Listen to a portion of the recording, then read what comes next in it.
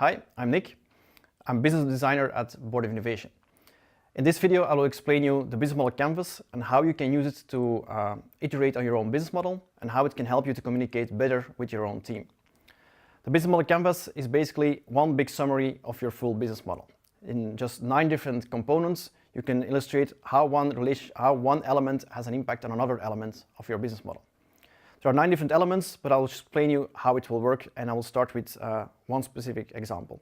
In order to illustrate this, we'll assume we'll have some kind of saving account focusing on interactions with healthness and fitness organizations targeted at millennials. So with that type of service in mind, how will the business model canvas look like? What will it look like? Let's start with the value proposition. So our value proposition is some kind of saving account that ties rewards to customer fitness goals. It's linked to one specific customer segment. In this case, we assume that we will work together with millennials, without children, with an active interest in health, living in an urban area or living in a city.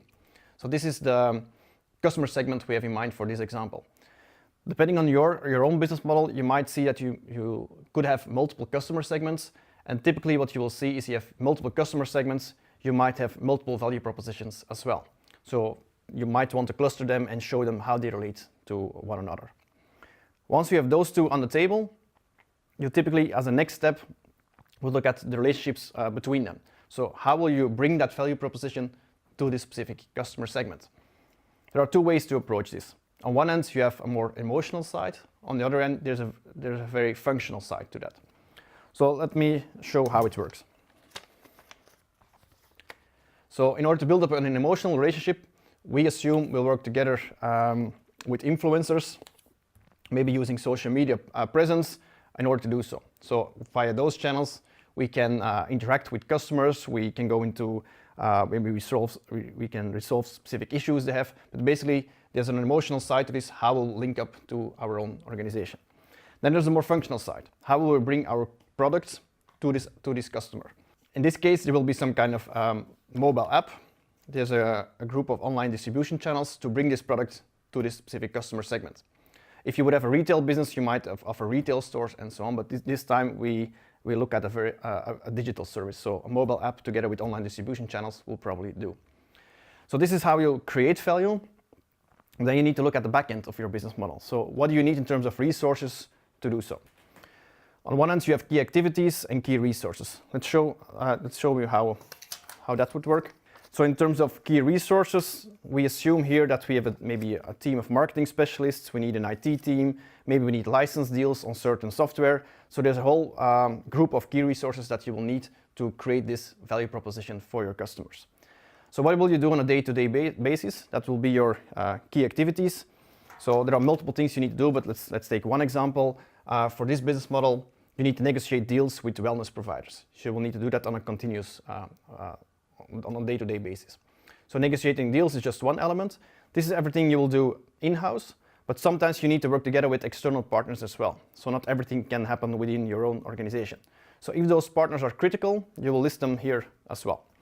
So key partners for our business model, of course, we need to link up somehow with a group of wellness providers or fitness providers.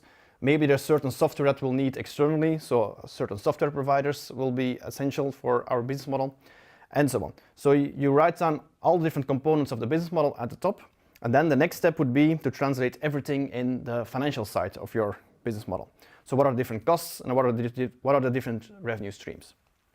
In terms of costs, for this specific business model, we assume there will be some need to invest in human resources, you will need a marketing budget, maybe need, again, license fees.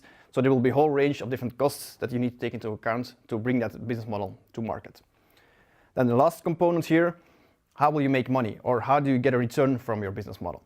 So the revenue streams, for this specific example, just to show you one way to do it, we assume that with this service model, we can increase the lifetime value of our customers. So for this specific financial institution, we might look at €1,000 customer lifetime value. Maybe that could increase over time. So that's one way to make money or to get a return. The other aspect of this revenue model could focus on an increase in loyalty. So less people will leave the service over time. So less people will skip the service altogether. So if we would increase the churn over time, let's say 10% of churn every year, that again will be a positive return for the organization. So of course you can see you can add more revenue streams to that. So this is just a summary of the first indication you have how to make money with your business model. If you, together with your team, would decide to introduce another revenue stream, you quickly can see how it will impact different elements of your business model. So let's say you introduce a new revenue stream, you quickly will see maybe for this revenue stream you need to add maybe an additional key partner. And if you work together with that key partner, it could create even a new opportunity to reach out to a new customer segment with a new value proposition. So this is never, this business model is never set in stone. So it's typically a fluent summary. So normally you would look at your business ballpark calculation. You would look at the different business models that you have explored. And every time when you look at, okay, this is how it actually comes all together, then you'll create a business model canvas. You write down again all the 9 fields, see how they interact with each other, and have a discussion with your team to look at what are still the main critical assumptions that you still want to validate. Once you have that in place, you go back to the streets, back to your research, you learn more, and then again you put your conclusions back on this canvas. Okay, that's the business model canvas. It's a great tool to keep a summary of all the changes that are happening within your business model. Use it with your team to show how one change in your business model affects another component of it. If there are any other questions, feel free to go to bodyvision.com/tools. We're always available for you. So give it a try and see you later.